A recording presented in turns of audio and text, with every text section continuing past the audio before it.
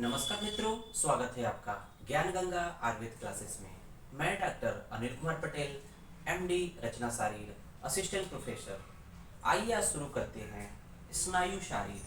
तो स्नायु शारीर की बात हम लोग करने जा रहे हैं। उससे पहले देखते हैं कि स्नायु शारीर के पहले हम लोगों ने अस्थि शारीर की बात किया। अस्थि शारीर के बाद हम लोगों ने संधि शारीर की बात किया। तो आइए देखते हैं कि स्नायु शारीर की बात हम लोग अस्थि और संधि की बात क्यों किए हैं। तो इसको जानना बहुत जरूरी है कि जिस तरह से हम लोग देखा गर्भ प्रकरण के बाद जो प्रथम चैप्टर है, एक तरह से हम लोगों ने अस्थि शारीर को देखा कि गर्भ के बाद जो भी अस्थियों का विकास हो रहा है, उसमें देखेंगे कि अस्थियों के बाद जो है दो अस्थियां, दो या दो से अधिक अस्थियां जब एक किसी पर्टिकुलर स्थान में मिलती हैं तो उसकी वजह से क्या होता है, संधि का निर्माण होता है। अगर ये एक अस्थि का प्रांत है, किनारा है, और दूसरे अस्थि का ये प्रांत है, किनारा है, इस पर्टिकुलर पॉइंट्स में मिल रहे हैं, जिसकी वजह से क्या बन रहा है, संधि या ज्वाइंट्स या आर्टिकुलेट हो रहे हैं, तो ज्वाइंट्स का फॉर्मेशन हो रहा है। अब इस ज्वाइंट्स को हम तब तक ज्वाइंट्स नहीं कहेंगे जब तक इस पे इसकी मजबूती ना हो जाए, मतलब इसको कुछ फिक्स, कोई स्ट्रक्चर्स इसको फिक्स ना करे। मीन्स इसको एक तरह से मजबूती देने के लिए हम लोग कहीं ना कहीं कुछ इसमें स्ट्रक्चर्स बांधेंगे, कुछ स्ट्रक्चर्स अटैच होते हैं, जिसकी वजह से ये ज्वाइंट्स मजबूत रहता है, अपनी जगह से हटता नहीं है। तो इसके इस काम को करने के लिए यहाँ पर स्नायु शारीर की बात हम लोग कर रहे हैं। तो स्नायु क्या करते हैं, एक तरह से बंधन का कार्य करते हैं, एक तरह से बंधन का कार्य करते हैं। तो आइए हम उसके रेफरेंस में देखेंगे कि किस तरह से बंधन के कार्य करते हैं। तो यहाँ देख रहे होंगे स्नायु शारीर की बात हम लोग करने वाले हैं। यहाँ देख रहे होंगे सर्वप्रथम परिचय। तो परिचय की जब भी बात करते हैं, किसी भी विषय की जब शुरुआत होती है तो उसका थोड़ा सा इंट्रोडक्शन जरूर देना चाहिए कि ये किस विषय में हम लोग बात करने वाले हैं। तो परिचय में देखेंगे कि यहाँ पर जो स्नायु शारीर की बात कर रहे हैं, स्नायु से संबंधित जो बात करेंगे, वो कहीं न कहीं रिलेशन है किसके साथ, वो है अस्थि, संधि और पेशी के साथ। तो स्नायु अलग से कोई रचना या अलग इसका एक्सप्लेनेशन नहीं है। जब हम लोगों ने अस्थि शारीर पढ़ा या संधि शारीर पढ़ा या पेशी शारीर पढ़ेंगे, तो उसके साथ ही साथ हम लोग स्नायु शारीर का भी, वहाँ स्नायु से युक्त जो रचना होती है वो भी कहीं न कहीं इन्हीं के साथ पाई जाती है, या कुछ पेशियों के पार्ट भी स्नायु कहे जाते हैं। तो ये इनके साथ ही होते हैं और ये अलग से नहीं पढ़ने होते, क्योंकि जो भी ह्यूमन स्केलेटन होता है, पूरा पूरा मानव कंकाल होता है, अगर हम खड़े हैं तो कहीं न कहीं दो बोन्स एक दूसरे के साथ जब अटैच है, तो इसको हम अगर गिरने से बचता है, इसका मतलब ये पर्टिकुलर ज्वाइंट्स को जब चारों तरफ से मजबूती प्रोवाइड करेगा, तब इसको हम लोग कहते हैं कि हम एक स्टैंडिंग पोस्चर, हम लोग का इरेक्ट पोस्चर में है। तो इसको मजबूती कौन दे रहा है, बंधन का कार्य कर रहा है, उसको हम बोलते हैं स्नायु। तो आइए देखते हैं कि इसको हम लोग आयुर्वेद में कुछ इस तरह से बात कर रहे हैं। ये परिचय है।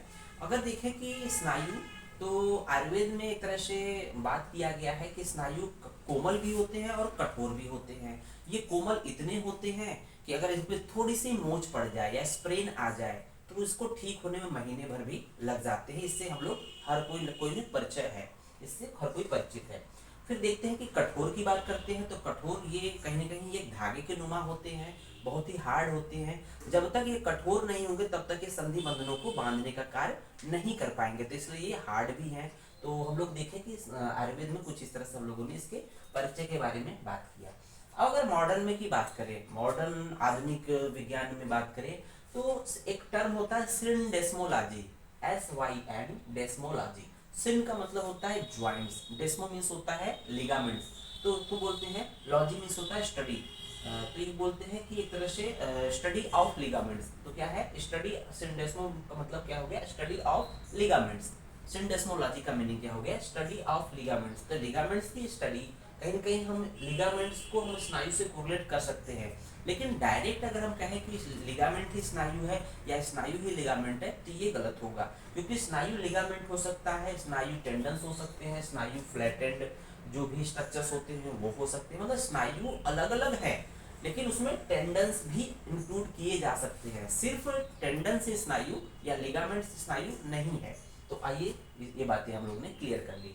फिर देखते हैं कि स्वरूप के बारे में बात करेंगे। इसका मतलब इसका अपीयरेंस या दिखता कैसा है, ये किस आकार के होते हैं, किस तरह के दिखते हैं। तो स्वरूप की बात करते हैं। तो यहाँ पर स्वरूप से संबंधित कई आचार्यों ने अपनी बात रखी है, एक एक करके हम लोग बात करेंगे इन सभी के विषय में। तो देखिए ना, यहाँ पर सबसे पहले सुश्रुत सूत्र 21 में, सुश्रुत सूत्र 21 में सूत्र स्थान के 21वें अध्याय में व्रण के प्रकरण में, व्रण का मतलब जब कभी किसी व्यक्ति के स्किन पर कट लग जाए, चोट लग जाए तो उसको बोलते हैं व्रण। तो व्रण मीन्स होता है घाव बनना। तो जब व्रण की कंडीशन होती है तो सुश्रुत ने सूत्र स्थान के 21वें चैप्टर में बोला है कि जो स्नायु होते हैं केचित मीन्स कुछ, मतलब कुछ जो व्रण होते हैं या जो व्रण के प्रकरण में जो स्नायु की बात किया है वो किस तरह से होते हैं, केचित व सुशिर, कुछ स्नायु क्या होते हैं, सुशिर होते हैं।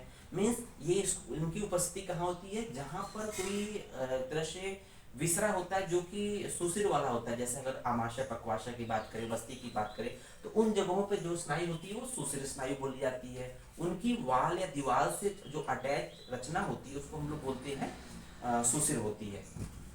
फिर बात करते हैं कि षड।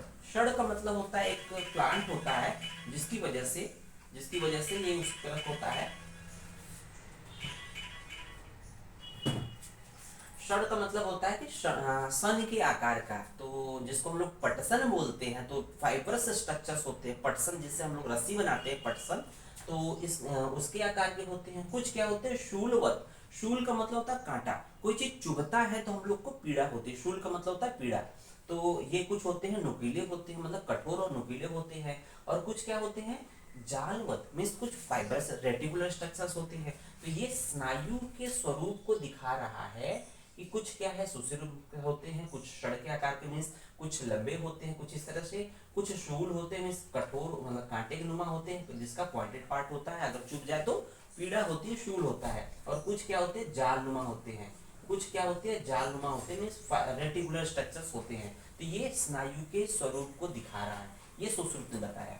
आइए दूसरे हेडिंग की बात करें, दूसरे पॉइंट की बात करें। डल्हड़ ने, एक सुश्रुत के जो टीकाकार है डल्हड़ है, उन्होंने क्या कहा स्नायु के बारे में, तो उन्होंने कहा स्नायुर इति षडाकार, जो स्नायु है वो षड के आकार का है। तो षड का मतलब होता है कोई भी रेशा या फाइबर। षड मतलब होता है एक प्लांट होता है, उसको हम लोग पटसन बोलते हैं, पटसन बोलते हैं। उसका पौधा बहुत लंबा लंबा होता है, उस पौधे को पानी में भिगोते हैं, उसके बाद उसको पटकते हैं तो उससे कुछ फाइबर छूटते हैं जिसको हम लोग देखते हैं इस तरह के लंबे लंबे फाइबर्स होते हैं। ये कह रहा है स्नायु रीति षडाकार में षड के आकार के लंबे लंबे फाइबर्स होते हैं। उसके साथ साथ देखेंगे उपधातु विशेषण। तो इंपॉर्टेंट पॉइंट है कि जो स्नायु होते हैं वो उपधातु है, मीन्स ये उपधातु है, धातु नहीं है। अभी तक हम लोगों ने देखा अस्थि क्या थी, अस्थि धातु में काउंट हो रही थी, लेकिन स्नायु क्या है, ये उपधातु है।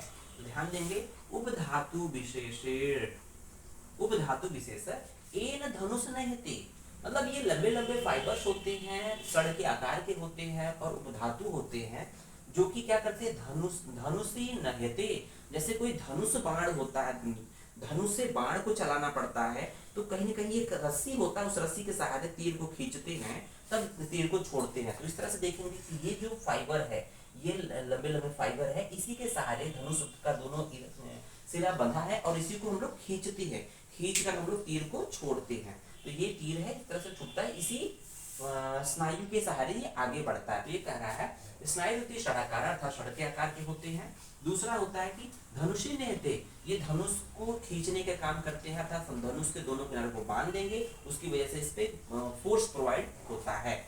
फिर देखेंगे अष्टांग संग्रह ने क्या बोला है। अष्टांग संग्रह ने बोला है कि स्नायु के विषय में, स्नायु का स्वरूप सूत्रमय, अर्थात जो स्नायु होते हैं वो सूत्रमय होते हैं अर्थात धागे की तरह होते हैं, फाइबरस होते हैं। तो स्नायु का स्वरूप सूत्रमय जिसका प्रयोग सीवन कर्म में होता है। उन्होंने बोला कि जो स्नायु होते हैं वो सूत्र की तरह होते हैं, फाइबर की तरह होते हैं, धागे की तरह होते हैं, जिसका क्या काम है, सिलाई करने के काम आता है। जैसे कोई स्किन पे कट फट जाए तो उसको स्किन के दो टुकड़े को या मांस के दो टुकड़ों को उनको एक साथ जोड़ना है तो उसको सिलने का काम करते हैं। सीवन मतलब होता है सिलना, सिलाई करना।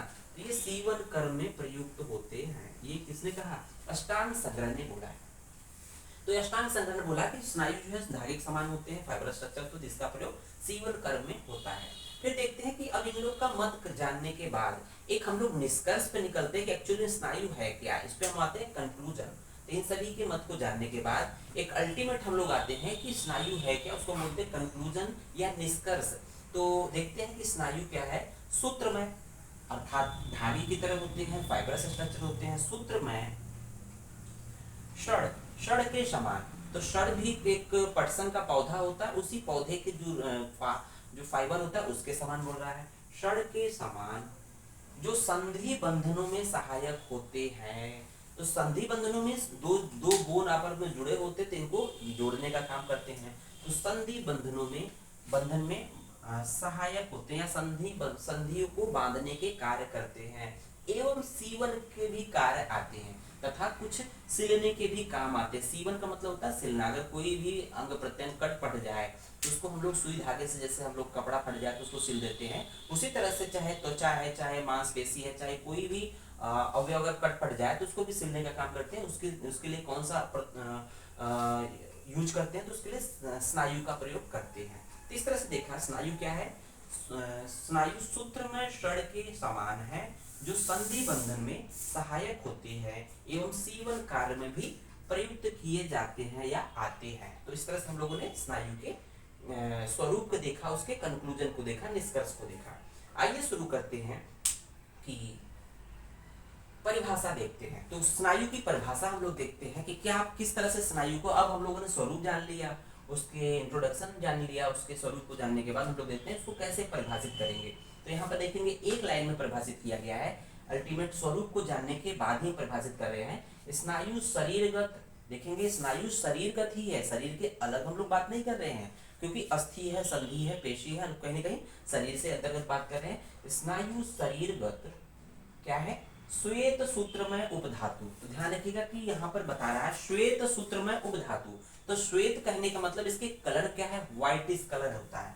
तो श्वेत कहने का मतलब कि श्वेत कहने का मतलब ये व्हाइट है, व्हाइट व्हाइट कलर होता है, व्हाइटिश कलर होता है। सूत्र में होता है फाइबर, सूत्र में मतलब होता है फाइबरस, धागे के समान। श्वेत सूत्रमय उपधातु, इंपॉर्टेंट पॉइंट है कि स्नायु क्या है, धातु नहीं उपधातु है। तो स्नायु क्या है, शरीरगत श्वेत सूत्रमय उपधातु है, जो संधि एवं मांसपेशियों के बांधने के काम में आती है। तो हम लोग जानते हैं कि जब दो अस्थियों के प्रांत एक जगह मिलते हैं तो उनके अस्थियों से अटैच जो है मांसपेशियां होती है। इस मांसपेशी और अस्थि को मजबूती प्रोवाइड करने के लिए जो बंधन का कार्य करते हैं वो स्नायु होते हैं। तो यहाँ परिभाषा देख लिया कि स्नायु क्या होते हैं, शरीरगत श्वेत सूत्रमय उपधातु है, जो संधि एवं मांसपेशी के बंधन के कार्य में प्रयुक्त किए जाते हैं। तो इस तरह से हम लोगों ने परिभाषा भी देख लिया। आइए देखते हैं कि इसकी उत्पत्ति के बारे में, स्नायुओं की उत्पत्ति होती कैसे है। तो उत्पत्ति के बारे में देखते हैं। तो यहाँ पर देखेंगे, पहले तो देखेंगे कि स्नायु शब्द किससे मिलकर बना हुआ है, तो उसके बारे में देखेंगे। स्नायु शब्द की निष्पत्ति किससे हुई है, स्ना प्लस उड़, स्ना प्लस उड़ धातु से स्नायु शब्द निष्पन्न हुआ है। तो स्नायु शब्द हमने देखा है, स्ना प्लस उड़ धातु से स्नायु शब्द निष्पन्न हुआ है, इसकी निरुक्ति की बात कर रहे हैं। उसके बाद देखेंगे कि यहाँ पर एक रेफरेंस आया भाव प्रकाश का।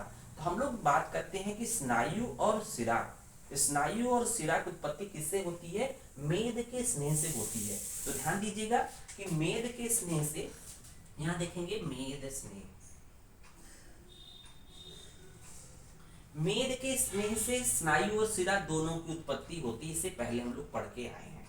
तो शिरा के प्रकरण में हम लोग देखा था मेद और मेद के स्नेह से, मेद के स्नेह पर जब उसकी पाक विशेष होता है, उसमें अग्नि या जब उसकी पाक होती है, तो अगर मृदु पाक होता है तब तो शिरा की उत्पत्ति होती है, और जब खर पाक होता है तब स्नायु की उत्पत्ति होती है। तो बहुत ही इंपॉर्टेंट पॉइंट है कि मेद के स्नेह के द्वारा ही शिरा और स्नायु की उत्पत्ति होती है। तो सिंपली यहाँ उत्पत्ति की बात कर रहे हैं। तो उत्पत्ति किससे होती है, मेद के स्नेह से। तो यहाँ देख रहे होंगे मेद के स्नेह से शिरा और स्नायु की दोनों की उत्पत्ति होती है। तो मेद के स्नेह से एक नंबर पे शिरा, दूसरे नंबर पे स्नायु की उत्पत्ति होती है। लेकिन शिरा कब उत्पन्न होगा, स्नायु कब उत्पन्न होगा, ये ज्यादा इंपॉर्टेंट है कि जब मेद के स्नेह पर पाक क्रिया होगी, मीन्स अग्नि कितना देंगे। तो अग्नि अगर मृदु अग्नि देंगे, मृदु अग्नि होगी अर्थात मृदु पाक होगा, तो शिरा की उत्पत्ति होगी। और जब खर अग्नि देंगे अर्थात अग्नि की मात्रा जब बढ़ा देंगे तो उससे स्नायु की उत्पत्ति होगी। इसको याद करने का तरीका भी हम लोगों ने बताया था कि जब सिरा की जो उत्पत्ति हो रही है उस पर मृदु पाक हो रहा है, मेद के स्नेह पर मृदु पाक हो रहा है, तो सिरा की उत्पत्ति हो रही है। तो हम लोग याद करते हैं कि सिरा का मतलब होता है ब्लड वेसल्स, सिरा का मतलब ब्लड वेसल्स, आर्टरी वेन। तो हम लोग देखते हैं कि आर्टरी वेन जितनी भी होती है वो कहीं ना कहीं स्मूथ होती है।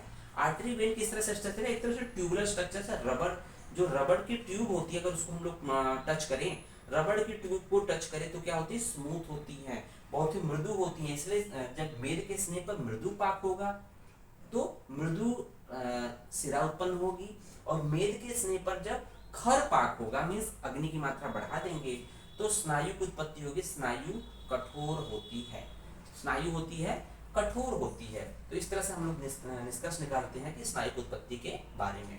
आइए देखते हैं कि फिर गणना सेन ने क्या बोला है। गणना सेन ने क्या बोला है, प्रत्यक्ष शारीरम, प्रत्यक्ष शारीरम एक रचना है जो कि आचार्य गणना सेन के द्वारा लिखी गई है। प्रत्यक्ष शारीरम, प्रत्यक्ष शारीरम जो कि आचार्य गणना सेन के द्वारा लिखी गई है। उन्होंने स्नायु शब्द के दो अर्थ बताए हैं। उस प्रत्यक्ष शारीरम में स्नायु शब्द के दो अर्थ बताए, एक है स्नायु संहति, एक है स्नायु संहति जिसका मतलब होता है लिगामेंट्स होता है, एक होता है स्नायु व्यक्ति जिसका अर्थ होता है फाइब्रस टिश्यू, एक होता है स्नायु संहति जिसका अर्थ होता है लिगामेंट, एक है स्नायु व्यक्ति जिसका अर्थ है फाइब्रस टिश्यू। तो इस तरह से हम लोगों ने स्नायु की उत्पत्ति के बारे में जान लिया।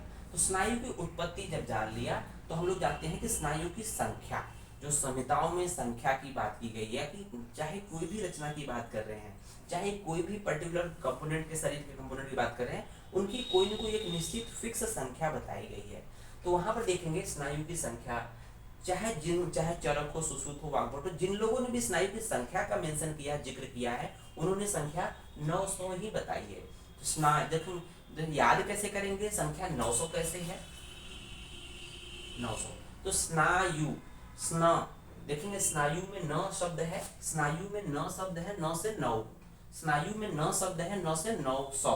तो स्नायु 900, 900 अर्थात 900। तो देखेंगे स्नायु की संख्या कितनी होती है, 900 होती है। 900 है लेकिन उसके सडंग शरीर में उसका विभाजन है, तरह से वो वर्गीकरण है। तो आइए देखते हैं कि हम लोग देखते हैं 900 शाखाओं में कितनी होती है, तो 4 शाखाएं होती है सडंग शरीर के अकॉर्डिंग। अगर वर्गीकरण देखें 4 शाखाएं होती है, हर एक शाखा में 150 होती है। तो हर एक शाखा में जो स्नायु की संख्या 150 होती है, 150 गुणे 4 इक्वल टू 600 पूरे चारों शाखाओं में हो जाएगी। उसके बाद देखेंगे मध्य शरीर। तो मध्य शरीर क्या है, थोरैक्स और एब्डोमेन और पेल्विक, ये सब पार्ट जो होता है एक तरह से मध्य शरीर में काउंट होता है। तो इसमें जो संख्या होती है 230 होती है। तो शाखाओं में जो होती है टोटल जो होती है 600 होती है, मध्य शरीर में 230 है। और ऊर्ध जत्रुगत, जत्रु मीन्स होता है क्लेविकल, जत्रु मीन्स क्लेविकल, क्लेविकल के एबव मीन्स ग्रीवा और शिर, ग्रीवा और सिर में जो स्नायु की संख्या होती है वो 70 होती है। इस तरह से तीनों को अगर ऐड करेंगे तो ये संख्या 300 आती है। तो हम लोगों ने देखा स्नायु की संख्या और स्नायु का वर्गीकरण किस तरह से सडन शरीर के हिसाब से किया गया है। आइए शुरू करते हैं नेक्स्ट टॉपिक। नेक्स्ट पॉइंट क्या है, स्नायु के प्रकार। तो स्नायु के प्रकार बहुत ही इंपॉर्टेंट पॉइंट है, बहुत ही महत्वपूर्ण पॉइंट है, इस पे आप लोग को थोड़ा सा कंसंट्रेट होने की जरूरत है। तो देखते हैं कि स्नायु 4 प्रकार के होते हैं। एमसीक्यू में पूछा जाता है कि स्नायु की संख्या कितनी होती है, तो आपका ऑप्शन होगा 900। स्नायु के प्रकार कितने होते हैं, ये होती है 4 प्रकार की। तो 4 प्रकार की कौन कौन से उसको देखेंगे। पहला है प्रतानवती, तो पहला है प्रतानवती, दूसरा है वृत्त, तीसरा है सुशिर, चौथा है पृथुल। तो एक एक जो स्नायु हैं, जो प्रकार है, उनके हम लोग मीनिंग को देखते हैं, उसके एग्जाम्पल को देखेंगे कौन कौन से इसमें एग्जाम्पल है। तो पहला है प्रतानवती। प्रतान का मतलब क्या होता है, प्रतान का मतलब लंबी लंबी, प्रतान का मतलब लंबी लंबी। जिस तरह से हमारी शाखाएं हाथ और पैर लंबे लंबे होते हैं, उसी तरह से जो होती है स्नायु भी लंबी लंबी होती है, तो उसको बोलते हैं प्रतानवती। तो प्रतानवती को हम लोग लिगामेंट से कोरिलेट करते हैं, तो लिगामेंट से कोरिलेट करेंगे। तो प्रतानवती के एग्जाम्पल इंपॉर्टेंट क्या है कि प्रतानवती के आप लिगामेंट याद न रखें कोई बात नहीं, लेकिन इसके एग्जाम्पल को जरूर याद रखना है कि प्रतानवती के एग्जाम्पल क्या है। तो ये है आपके शाखा और संधि, मीन्स उसका स्थान कहाँ है, प्रतानवती के जो है उनके स्थान कहाँ है, शाखा और संधि। तो हम लोग कह रहे हैं कि प्रतान का मतलब हो जाएगा लंबी लंबी जो है स्नायु होती है, कहाँ पर पाई जाएंगी, शाखाओं में पाई जाएगी। और शाखाओं की जो संधियां होती है, चाहे शोल्डर हो, चाहे एल्बो ज्वाइंट हो, चाहे रिस्ट ज्वाइंट हो, तो इन्हीं शाखाओं में हम लोग की संधियां पाई जा रही है। तो इसकी शाखा और इसकी संधियों में क्या पाया जाएगा, प्रतानवती स्नायु की उपस्थिति होगी। नेक्स्ट देखते हैं वृत्त। दूसरी है वृत्त। जो वृत्त शब्द है, वृत्त का मतलब होता है सर्किल। वृत्त का मतलब होता है सर्किल, मतलब गोल। कोई चीज राउंडेड है, सर्कुलर है, गोल है, तो वृत्त का मतलब होता है सर्किल। तो इसको हम लोग टेंडेंस बोलते हैं, टेंडेंस से कोरिलेट कर सकते हैं। तो ये इसके एग्जाम्पल इंपॉर्टेंट है। उसका एग्जाम्पल है कंडरा। वृत्त जो स्नायु है उसका एग्जाम्पल है कंडरा। तो याद कैसे करेंगे कि कंडरा गोल होती है, तो कंडरा गोल, वृत्त मतलब सर्किल या गोल, तो इसको याद करेंगे कंडरा गोल होती है, कंडराएं गोल होती है, कंडराएं गोल होती है। देखेंगे कंडराएं गोल होती है, सिंपल कंडरा गोल होती थी, याद रखेंगे। वृत्त मतलब कंडरा, कंडराएं गोल होती है, तो याद कर लिया।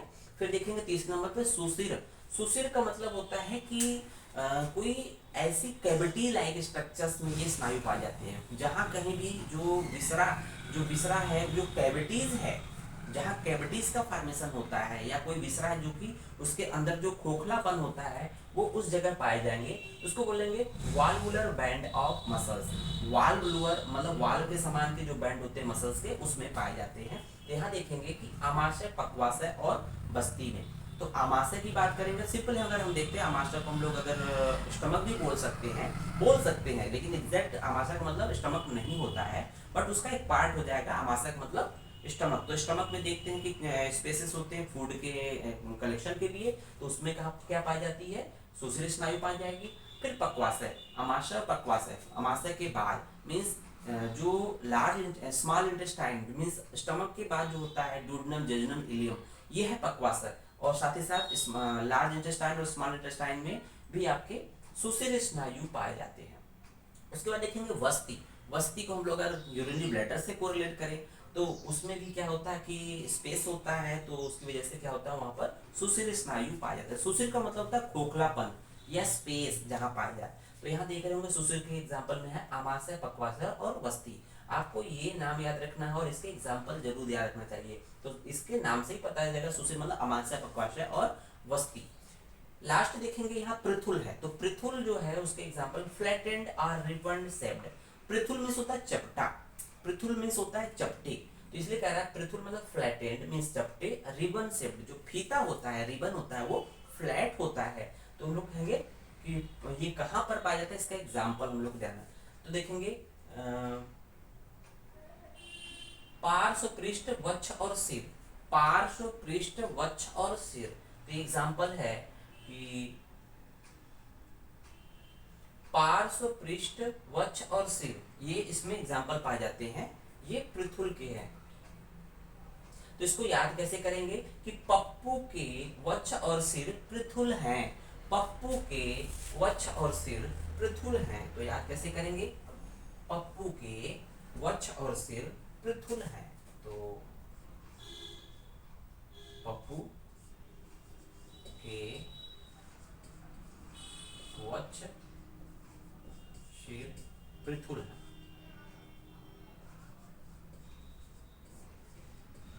तो पप्पू एक हो जाएगा पार्श्व हो जाएगा, एक पश हो जाएगा पार्श्व, एक पू हो जाएगा पृष्ठ। तो पार्श्व, पृष्ठ, वक्ष और सिर में क्या है, पृथुल में चिपटे स्नायु पाए जाते हैं। तो इस तरह से हम लोगों ने देखा कि स्नायु के प्रकार की बात किया, स्नायु की संख्या की बात किया, उसके वर्गीकरण की बात किया। आइए शुरू करते हैं स्नायु के कार्य। कहीं ना कहीं हम लोग अगर किसी रचना के बारे में पढ़ते हैं तो उसका कार्य के बारे में पढ़ना जरूरी हो जाता है। तो कार्य किस तरह से देखते हैं हम लोग कि कार्य की यहाँ तुलना किससे की गई है कि जिस तरह से मनुष्य का शरीर में स्नायु का जो कार्य है, मीन्स जो भी ह्यूमन स्केलेटल सिस्टम को या जो जो ज्वाइंट्स है उसको बांधने का कार्य, एक तरह से इस मजबूती करने, बंधन का काम कर रहा है स्नायु, उसी तरह से उसकी तुलना नौका से की गई है। लकड़ी की जो लकड़ी से बनाई हुई नौका होती है उसकी तुलना की गई है स्नायु की। तो देखेंगे कि नौर यथा फलकास्तिरड़ा, नौर यथा मीन्स नौका, नौर यथा फलकास्तिरड़ा बंधनैर बहुर्युक्ता, मतलब जिस प्रकार से लकड़ी के फलक या तखत, लकड़ी के तख्तों या लकड़ियों के द्वारा बनाई हुई, मतलब किसके द्वारा बनती है, मनुष्य बनाएगा, जिस प्रकार मनुष्य द्वारा निर्मित लकड़ियों के द्वारा बनाई हुई, जो लकड़ियों के द्वारा बनाई हुई नौका होती है, नाव होती है, उसको बंधनेर बहुभियुक्ता, जिस तरह से उसको विभिन्न बंधनों, उस अनेक लकड़ियों को जोड़कर उनको अलग अलग उसको बांध देते हैं एक दूसरे में। तो क्या फिर नौका क्या करती है, नौका जब पानी के बीच में भी जाती है, नियुक्ता अगाध, अब नौका बन गई है तो कह रहा है नियुक्ता अगाध सलिले। अगाध मीन्स होता है डीप वाटर में भी, अगर कोई समुद्र में, नदी में भी अगर देखेंगे तो लोग सैर सपाटा करते हैं, तो कह रहा है नियुक्ता अगाध सलिले मीन्स अगाध जल में भी या डीप वाटर में भी, गहराई वाले जल में भी अगर नदी में जाते हैं तो क्या होता है, भवेत भार सहानृणम, तो भवेत भार सहा वृषम मीन्स भार को सहने वाली होती है, तो ढेर सारे भार को सहने लायक हो जाती है। तो ये कह रहा है कि जिस प्रकार से लकड़ी के काष्ठ अर्थात काष्ठ के फलक या पट्टों से निर्मित जो नौका होती है, जो अनेक बंधनों से युक्त होती है, वो जब अगाध जल या नदी या तालाब में छोड़ी जाती है तो वो अनेक भार, ढेर सारे भार को सहन करने वाली होती है। उसी प्रकार से एवं एव शरीरे अस्मिन, उसी प्रकार से मनुष्य का शरीर, एवं एव अस्मिन अस्मिन एवं एव शरीरे अस्मिन यावंत संदेह स्मृत, उसी तरह से अगर देखा जाए तो मनुष्य का शरीर भी कहीं न कहीं जो अनेक अस्थियां होती हैं, अस्थियों के द्वारा संधियों का निर्माण होता है, अर्थात जो ह्यूमन स्केलेटल सिस्टम होता है उसको जो मजबूती प्रोवाइड कर रहा है वो है आपकी स्नायु। उस स्नायु के द्वारा जो मनुष्य रूपी जो ढांचा है, किसी भी एनिमल या मनुष्य का जो ढांचा है वो कहीं न कहीं वो किस पे टिका होता है, वो पूरे स्केलेटल सिस्टम पे है, और स्केलेटल सिस्टम को मजबूती कौन प्रोवाइड कर रहा है, वो है स्नायु। तो कह रहा है एवं एव शरीरे अस्मिन यावंत संध्या स्मृता, उसी तरह से मनुष्य का शरीर भी अनेक जो अस्थियों के द्वारा संधि बनती है, वो संधियां मजबूती किसके द्वारा प्रोवाइड कर रही है, स्नायु के द्वारा। जब ये मनुष्य का शरीर बन जाता है और स्नायु के द्वारा बांध दिया जाता है तो क्या होगा, स्नायु भीर बहुर बद्धास्तेन भार सहानरा, तो ये मनुष्य का शरीर भी अपने से ज्यादा कई गुना भार को सहन करने लायक हो जाता है। तो देखेंगे मनुष्य के शरीर की तुलना कहीं न कहीं जिस तरह से मनुष्य के शरीर में जो स्नायु का इंपॉर्टेंस है या लिगामेंट का इंपॉर्टेंस है, उसी तरह से जो नाव के निर्माण में अनेक बंधन होते हैं, उस बंधन की तुलना मनुष्य के शरीर में स्नायु से की गई है। तो इस तरह से हम लोगों ने स्नायु के कार्य के बारे में देखा। आइए देखते हैं स्नायु का महत्व। कार्य देख लिया, अब इसका इंपॉर्टेंस क्या है, महत्व क्या है। तो महत्व को जानते हैं कि महत्व को कहीं न कहीं उसको क्लिनिकल के पॉइंट ऑफ व्यू से देखते हैं कि इसमें दिया हुआ है न अस्थिनी न व पेशियो न य शिरा न संदेह, मीन्स ये कह रहा है कि अगर मान लीजिए शरीर में अस्थि है, पेशी है, सिरा है, स्नायु है, संधि है, ये सब रचनाएं हैं, अस्थि है, अस्थि है, पेशी है, सिरा है, संधि है और स्नायु है, मीन्स अगर इस पांचों रचनाओं में अगर समान मात्रा में आघात या चोट पहुंचाया जाए तो जितनी पीड़ा स्नायु के आघात होने पर या चोट होने पर या मोच लगने पर उत्पन्न होती है, उतनी पीड़ा या जो तरह से समस्या न अस्थि के चोट लगने पर होती है, न पेशियों पर चोट लगने से होती है, न सिरा पे आघात लगने से होती है, न संधि पे आघात लगने से होती है। मीन्स जो स्नायु या लिगामेंट्स की जब इंजरी होती है या स्प्रेन होता है या मोच आ जाता है तो जितनी पीड़ा आपके स्नायु से संबंधित आघात या पेन होता है या चोट लगने पर होता है, उतनी पीड़ा अस्थियों पर आघात या चोट लगने से नहीं होता है, न ही पेशी, न ही सिरा, न ही संधियों पर आघात या चोट लगने से होता है। तो ये एक तरह से स्नायु का महत्व है। और साथ ही साथ देखते हैं कि महत्व के साथ साथ देखेंगे कि जो स्नायु होता है वो हम जब मर्म की बात करेंगे तो मर्म की बात करेंगे तो वहां पर एक स्नायु मर्म का भी वर्णन आया है। तो स्नायु मर्म का वर्णन आया है, तो वहां पर स्नायु मर्म का जो मेन कार्य होता है कि वो एक तरह से अगर स्नायु पे आघात होता है उस पर विकलता होती है, मीन्स बेचैनी होती है। कोई भी व्यक्ति अगर स्नायु मर्म आघात हो जाए तो बहुत ही बेचैन रहता है, मीन्स स्थिर दिमाग से नहीं रहेगा, खुश नहीं रहेगा, बेचैन रहेगा। तो यहाँ पर बात करते हैं कि स्नायु एज ए मर्म के रूप में भी काउंट होते हैं। मर्म मतलब होता है वाइटल पार्ट्स, स्नायु को हम लोग वाइटल पार्ट्स भी बोलते हैं। तो कुछ स्नायु होते हैं जो वाइटल पार्ट्स में काउंट किए जाते हैं। आचार्य सुश्रुत ने जो स्नायु मर्म की संख्या बताई है वो 27 बताई है। तो ध्यान रखिएगा, सुश्रुत ने ये जो मर्म की संख्या है ये सुश्रुत ने बताई है, ये सुश्रुत ने बताई है। तो जो 27 जो मर्म होते हैं स्नायु मर्म वो सुश्रुत के अकॉर्डिंग होते हैं, बट वाग्भट ने संख्या थोड़ी सी कम कर दी है, क्योंकि उन्होंने धमनी मर्म में या फिर कुछ कहीं कम करके उन्होंने कहा कि नहीं, स्नायु मर्म जो है 23 होते हैं। तो सुश्रुत ने स्नायु मर्म की संख्या 27 बताई है, जबकि वाग्भट ने 23 बताई है। तो इस तरह से हम लोग का ये टॉपिक कंप्लीट होता है। लास्ट में इसका दिया था क्लिनिकल इंपॉर्टेंस ऑफ स्नायु। तो हम लोग जो इस समय देख रहे हैं एनसीआईएसएम के सिलेबस के अकॉर्डिंग, तो इसमें क्लियर कट कहा है कि हर एक टॉपिक का क्लिनिकल इंपॉर्टेंस क्या है। जो आप मॉडर्न पढ़ते हैं, कोरिलेट करते हैं, उसका क्या है, उसका एक तरह से क्लिनिकल एनाटॉमी या क्लिनिकल इंपॉर्टेंस है। आप इसको बाद में, जैसे अब हम लोग का फर्स्ट ईयर का सब्जेक्ट है बेसिक, जो रचना शरीर, क्रिया शरीर, पदार्थ विज्ञान, अष्टांग हृदय या संग्रह की बात करते हैं, चरक संहिता कुछ पार्ट है। तो अभी हम लोग बेसिक प्रिंसिपल्स पढ़ रहे हैं, अर्थात आयुर्वेद के मूलभूत सिद्धांत को भी हम लोग पढ़ रहे हैं। अब इन्हीं चीजों को जब हम अच्छे से पढ़ लेंगे तो आगे चल के उसको अप्लाइड करेंगे, मीन्स उसके अप्लाइड पार्ट की बात करेंगे, क्लिनिकल पार्ट की बात करेंगे, डिजीजेस की बात करेंगे, तो वो उसका डिटेल हो जाएगा। लेकिन फर्स्ट ईयर के तौर पर यहाँ पर उन्होंने कहा कि थोड़ा सा आप क्लिनिकल इंपॉर्टेंस बता दीजिए, ताकि बच्चों में ये रुचि रहे कि इसका इंपॉर्टेंस आगे है। तो आइए देखते हैं क्लिनिकल इंपॉर्टेंस ऑफ स्नायु। तो स्नायु को हम लोग लिगामेंट से यहाँ कोरिलेट करके आगे बढ़ रहे हैं। तो क्लिनिकल इंपॉर्टेंस ऑफ स्नायु दैट इज कॉल्ड लिगामेंट। तो देखेंगे यहाँ पर हम लोगों ने एक देखा था टेनिस एल्बो। तो एल्बो ज्वाइंट से रिलेटेड एक एनामलीज होती है, तो उसको बोलते हैं टेनिस एल्बो। मींस ये टेनिस जो प्लेयर होते हैं उसमें ये होता है। तो टेनिस एल्बो में होता क्या है, pain and tenderness on left on lateral epicondyle. तो जो देखेंगे ये कंडीशन होती है, ये एनाटॉमिकल पोजीशन होती है। तो ये एल्बो ज्वाइंट होता है, ये कोंडाइल, ये पॉइंट देखेंगे ये मीडियल एपिकोंडाइल है, इधर साइड में लेटरल एपिकोंडाइल है। लेटरल एपिकोंडाइल पे क्या होता है, पेन एंड टेंडरनेस, तो मतलब पीड़ा होती है, साथ ही साथ उसमें टच करने पर पेन होता है। तो pain and tenderness on lateral epicondyle. अब ये क्यों होता है इसको जानना है, कि कहीं ना कहीं लिगामेंट की बात कर रहे हैं, स्नायु का प्रकरण कर रहे हैं, तो कहीं ना कहीं इसलिए स्नायु से रिलेटेड है। देखेंगे sprain of radial collateral ligament. तो यहाँ पर लेटरल साइड में एक लिगामेंट होती है, इस ज्वाइंट को मजबूती प्रोवाइड करती है, यहाँ से यहाँ पर ही रहती है। इसमें स्प्रेन हो जाएगा और उसमें पेन होगा, इसमें एक तरह से इन्फ्लेमेशन हो जाएगा यहाँ पर, जिसको बोलते हैं कि sprain of radial collateral ligament. तो इसमें क्या हो जाएगा, इंजरी हो जाएगा, तो इसमें बोलेंगे sprain of radial collateral ligament. तो ये है आपका एल्बो, टेनिस एल्बो। नेक्स्ट देखते हैं इसमें एंकल ज्वाइंट। तो सिंपली हम लोग कहते हैं कि एंकल में मोच आ गया या स्प्रेन आ गया, तो सिंपली वहां पर भी क्या होता है, लिगामेंट की भी इंजरी होती है। तो यहाँ पर देखेंगे ankle joint sprain, ankle sprain नाम देते हैं, एंकल ज्वाइंट स्प्रेन नाम देंगे। इसमें देखेंगे pain and tenderness in ankle ligament. जो एंकल ज्वाइंट या जो एड़ी की जो जिसको हम लोग सिंपल एड़ी एंकल ज्वाइंट बोलते हैं, तो वहां पर जो लिगामेंट होते हैं उसमें पेन और टेंडरनेस होता है। जैसे पैर अचानक चलते चलते मुड़ जाए तो ये स्थिति बनती है। तो इसके ठीक होने में महीनों टाइम बीत जाते हैं।